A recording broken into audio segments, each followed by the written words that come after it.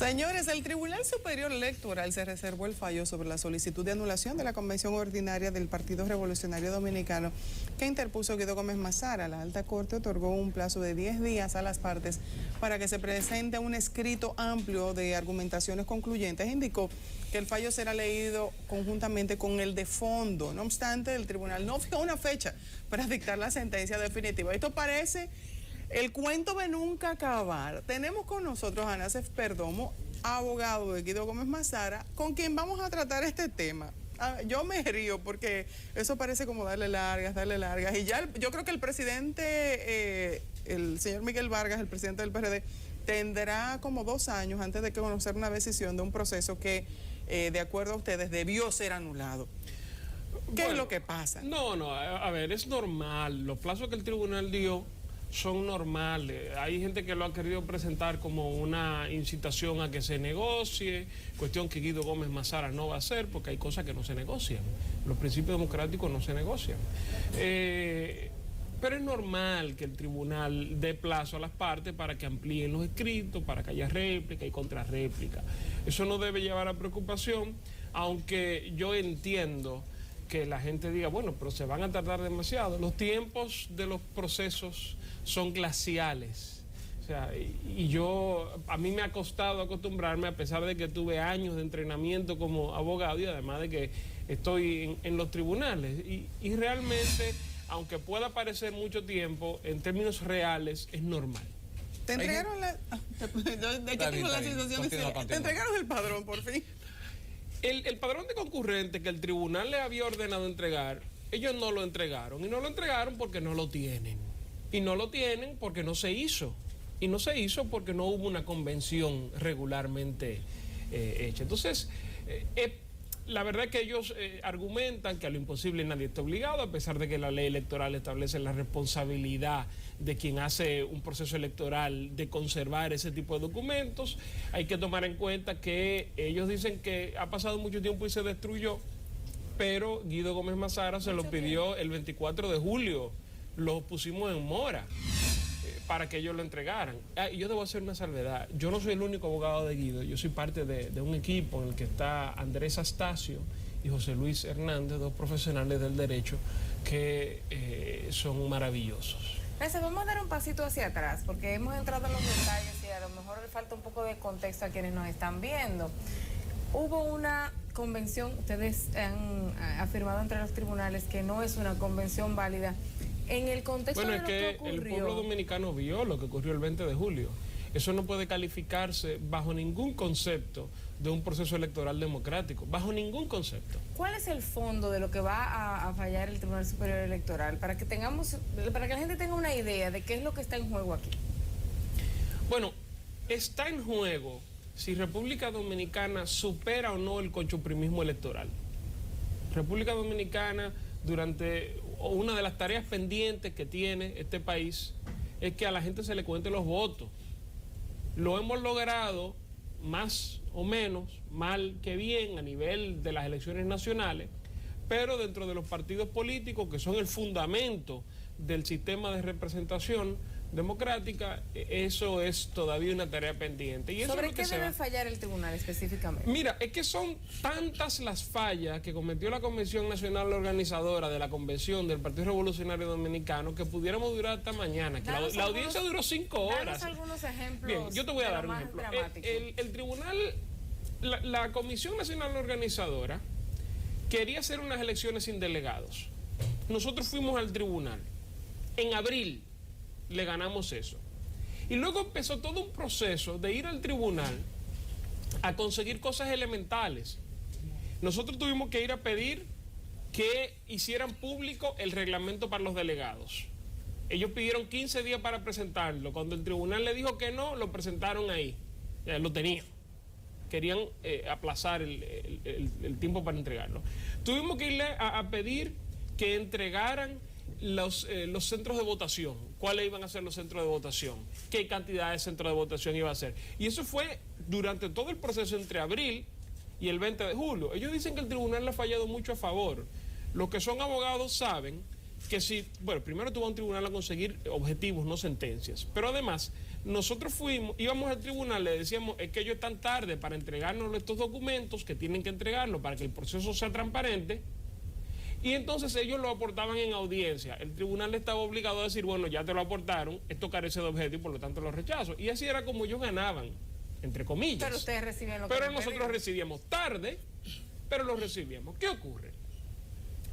Ellos establecieron en el reglamento para acreditar delegados 2 etapas. Uno, que los delegados, que Guido Gómez Mazara tenía que pedir un certificado de militancia.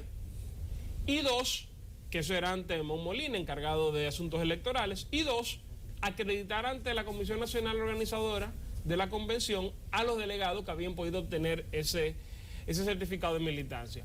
Ese certificado de militancia se pidió el 20 de junio.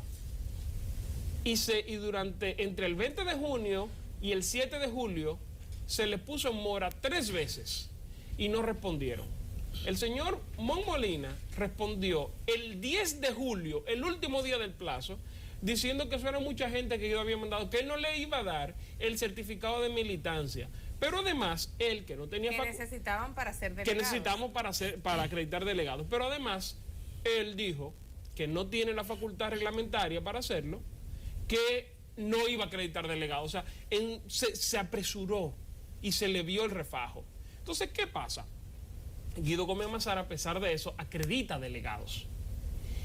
Y la Comisión Nacional Organizadora, el sábado 19 de julio, en la tarde, le notifica a Guido, ya cuando el tribunal está cerrado, que ellos no le van a reconocer ninguna acreditación del delegado, la que él hizo. Ven acá. Cuando tú haces un proceso electoral y te manejas de tal manera que usas las facultades que te dan para organizar ese proceso de manera transparente, de manera equitativa, de manera democrática, y las usas para entorpecer a uno de los candidatos, ese proceso es nulo. Porque el que tiene al organizador del proceso electoral como adversario, ni Dios lo puede llevar a ganar esa comisión. Entonces, lo que está claro es que la Comisión Nacional Organizadora del PRD, en vez de actuar democráticamente, en vez de actuar con imparcialidad, lo que hizo fue obstaculizar en todo momento que Guido Gómez Mazara pudiera participar en el proceso. El resultado de todo esto, yo tengo algunos documentos aquí, luego podríamos verlo. Señores, hay lugares donde votó el 500% del padrón. Hay lugares donde un solo presidente de mesa firmaba 6 actas. Me parece que tienen el don de la ubicuidad. Adiós a Shiva. Así, hay lugares donde las actas no tienen la cédula. Ok, Nasser, ese Mon Molina que tú mencionas, yo estuve aquí en la transmisión de NSRN el día del proceso, de lo que se llamó un proceso de votación en el PRD.